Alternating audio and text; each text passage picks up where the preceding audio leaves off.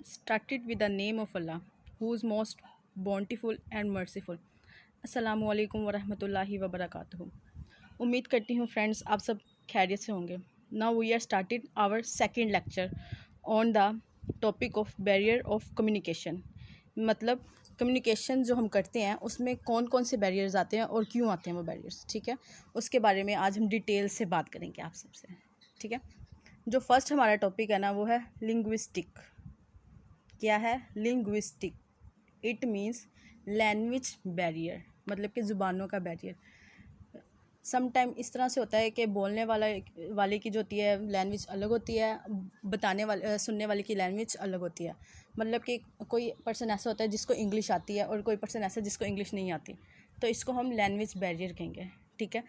तो इसके लिए ज़रूरी है कि अगर आप कम्युनिकेशन करना चाहते हैं ना, तो आपकी जो लैंग्वेज बैरियर है ना उसको आपने दूर करना है, ठीक है। यानी कि सुनने वाले को और समझाने वाले को दोनों की लैंग्वेज सेम होनी चाहिए, ठीक है। दोनों की अगर इंग्लिश में है तो दोनों को इंग्लिश में कन्वर्सेशन करनी चाहिए, अगर उर्दू में है या अदर लैंग्वेजेस में है तो दोनों में कन्वर्सेशन करनी चाहिए। Okay, understand. अच्छा, सेकंड जो है हमारा फिज़िकल बैरियर।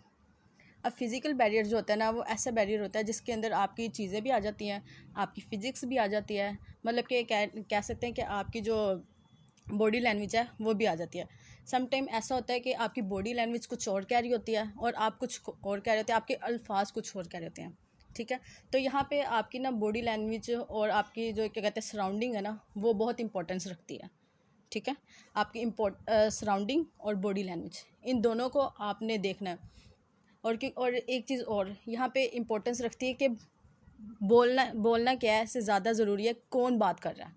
बात करने से ज़्यादा ज़रूरी क्या है कि कौन बात कर रहा है, किस वक्त और क्या बात कर रहा है। फॉर एग्ज़ाम्पल एक टीचर है, वो आपसे कहता है कि आपने क्या कहते हैं आप मेहनत करोगे तो पास हो जाओगे, अगर मेहनत नहीं करोगे तो फेल हो जाओगे, ठीक है। और आपने इस चीज़ को सीरियस लेना है। और अगर यही बात कोई आपसे आम इंसान कहता है या कोई घर में से कोई पर्सन कहता है या आम लोगों में से कोई कहता है, ठीक है, उस पर आपने फोकस नहीं लेना कि पढ़ोगे तो आप पास हो जाओगे, नहीं पढ़ोगे तो पास नहीं होगे, क्योंकि आपके बारे में आप बेहतर जानते हैं या आपका टीचर बेहतर जानता है, ठीक है।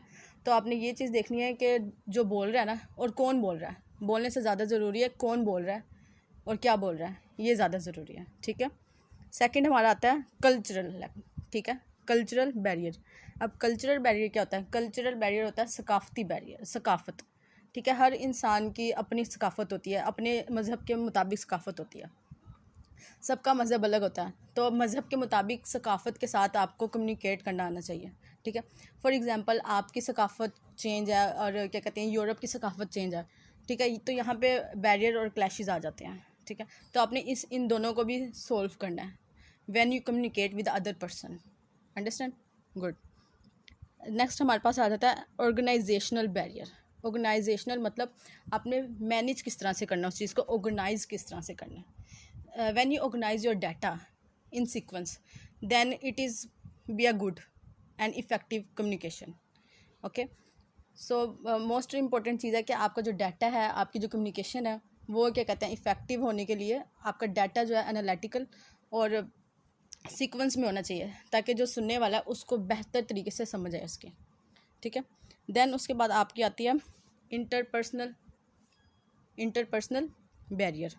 इंटरपर्सनल बैरियर होता है कि पर्सनल बैरियर, पर्सनस की जो बैरियर होते हैं, लास्ट बैरियर जो आपकी आ जाती हैं, ठीक है, इसको इंटरपर्सनल बैरियर कहते हैं, पर्सनस बैरियर। इसमें आपकी जो बैरियर्स है ना पर्सनैलिटी आ जाती है, पर्सनैलिटी क्लैश भी आप इसको कह सकते हैं, ठीक है। क्या कह सकते हैं? Personality clash.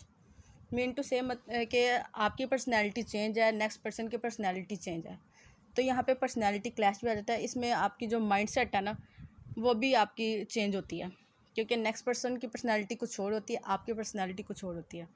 तो आपने इस चीज़ को भी देखना है कि जब जिस पर्सन को आप समझा रहे हैं ना उसकी पर्सनैलिटी कैसी है, ठीक है।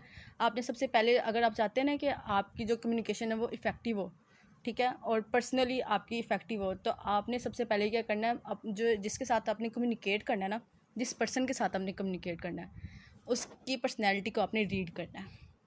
आपको पता होना चाहिए कि ये किस पर्सनैलिटी का बंदा है। जब आपको पता होगा ना कि इस पर्सन की पर्सनैलिटी के बारे में क्या क्या चीज़ें, क्या इसकी खूबियाँ हैं, क्या इसकी खामियाँ हैं, ठीक है, तो आप ना बेस्ट कम्युनिकेट कर पाएंगे, and thank you so much. Hope you understand my lecture, and see you. Allah Hafiz.